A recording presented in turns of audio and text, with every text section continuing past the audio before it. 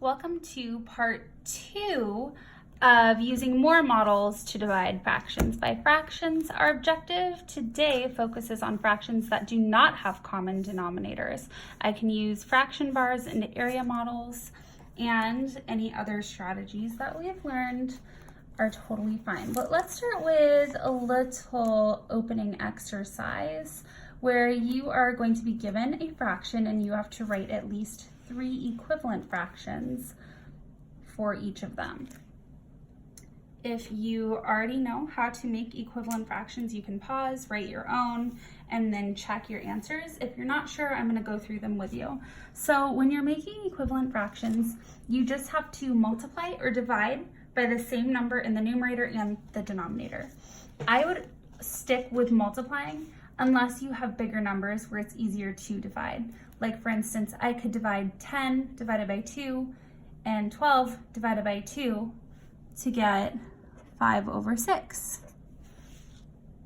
That is an equivalent fraction. Otherwise, I would just probably keep multiplying. So let's multiply by 2 for this fraction. 2 times 2 is 4. 3 times 2 is 6. Now we have an equivalent fraction. It has the same value. Let's do times 3. 2 times 3 is 6. 3 times 3 is 9. I could do times 4, times 10, times 100, times 5,000. And I would still have equivalent fractions. So I could do 20/30. That's if I multiplied by 10. I could multiply by 7, 14/21. And over here, I divided, but I could also multiply. So if I do times 2, 10 times 2 is 20, 12 times 2 is 24. I could do times 10, 100/120. And hopefully that was just a little refresher on making equivalent fractions for you to get your brain warmed up so we can jump into using our bar models, or fraction bars as some people call them, to divide fractions. So for the first one, we are dividing 6/8 by 2/8.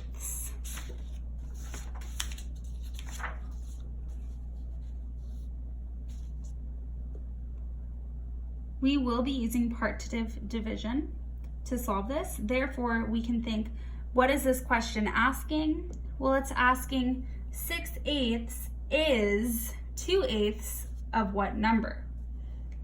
How could we model this problem? Well, let's see. If I break our model up into 8 pieces, ooh, that's a wobbly line. 8 pieces. There's 4 on that side and 4 on this side. And I'm going to group 2/8 together. Remember, we're asking 6/8 is 2/8 of what number? When we're using the partitive division for a fraction divided by a fraction, we have to kind of write out our thinking, and we have to figure out what is each individual unit worth. So these feel a little bit trickier to do with models, but let's think of it this way. 6/8 is shown in these 2 units here. So I know that 2 units is equal to 6/8. That means one of these units, because I was just showing both, one of these then would be 6/8 divided by 2. Which means one unit is worth 3/8, because I know 6 divided by 2 is 3. So if I wanted to figure out for all 8 of these units, I would have to do my 3/8, because that's worth 1 unit, times all 8. 3/8 times 8 is equal to 8 units. So 8 units is equal to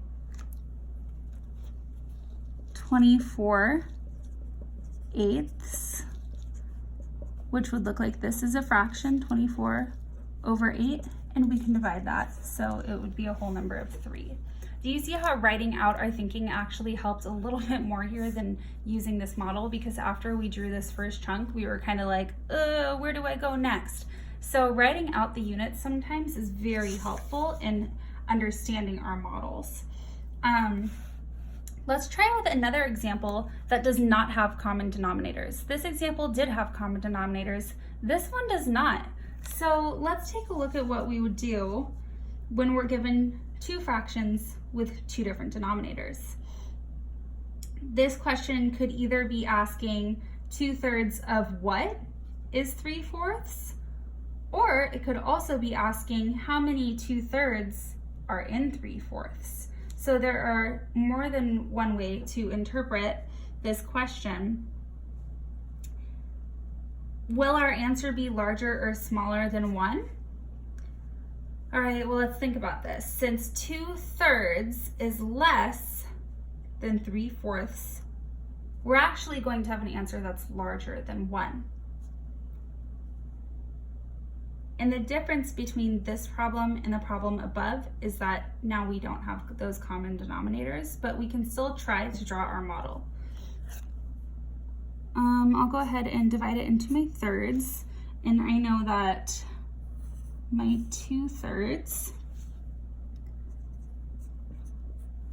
need to show 3/4. How can we just rewrite this whole question to make it easier to model? Because sometimes that's what we have to do. Well, we can actually create equivalent fractions first that have common denominators and then model and divide. So when we make common denominators, our new problem is 9/12 divided by 8/12. And yes, I skipped showing how to make those common denominators in this video because we've already reviewed it so much. So I'm going to try a different model to finish off this problem because the first model that we tried was a little confusing. So I have a number line from 0 through 11/12.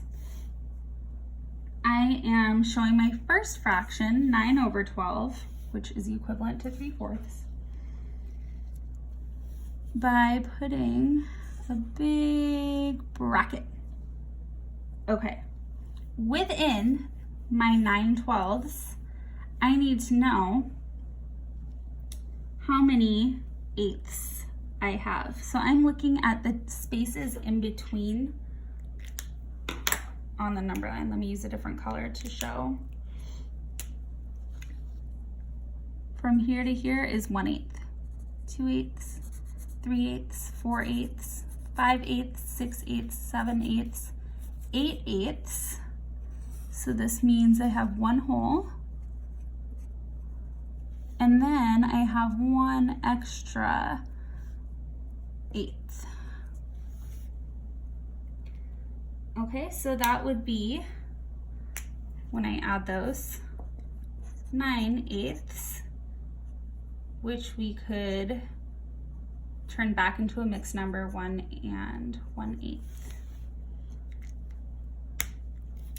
So thinking about our model in a way that was a little bit different was actually really rewarding because it helped us find our answer in a new way with a new strategy. But you can always create common denominators first before moving on to the rest of your problem.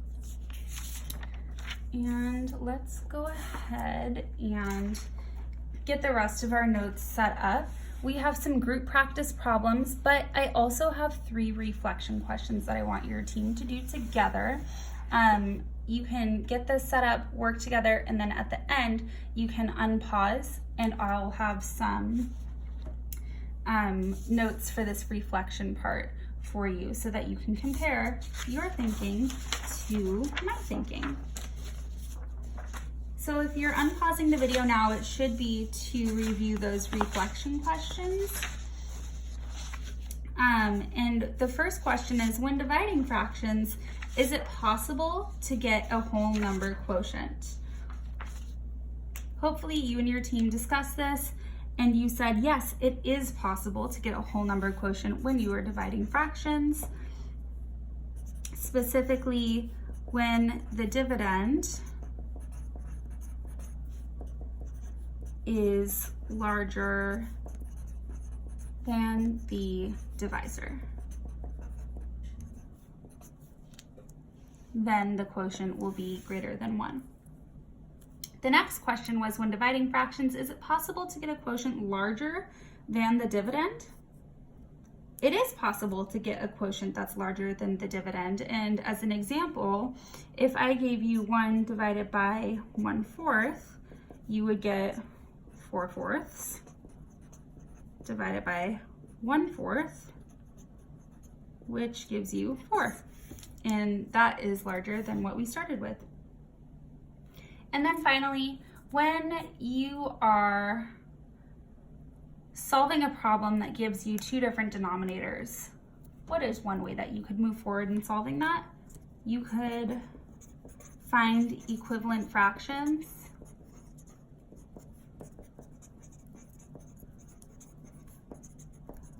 with common denominators first, before moving on and solving the rest of that problem.